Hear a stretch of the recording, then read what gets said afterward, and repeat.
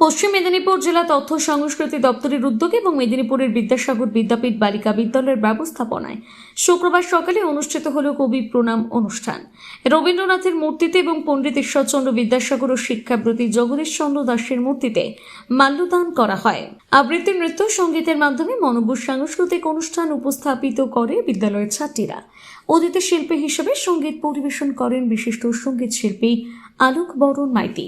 নৃত্যশিল্পী শেষাদ্রি মিশ্রের তত্ত্বাবধানে মনোজ্ঞ নৃত্য উপস্থাপন করেন শেষাদ্রি ডান্স একাডেমির ছাত্রীরা। অনুষ্ঠানে উপস্থিত ছিলেন জেলা তথ্য সংস্কৃতি আধিকারিক বরুণ মণ্ডল, বিদ্যালয়ের প্রধান শিক্ষিকা স্বাতী বন্দ্যোপাধ্যায়, সহকারী প্রধান শিক্ষিকা সুতপা বসু, সঙ্গীত শিল্পী আলোক বরণ মাইতি, নৃত্যশিল্পী শেষাদ্রি মিশ্র প্রমুখ। উপস্থিত ছিলেন বিদ্যালয়ের শিক্ষিকাগণ, শিক্ষাকর্মীগণ এবং ছাত্রীবৃন্দ।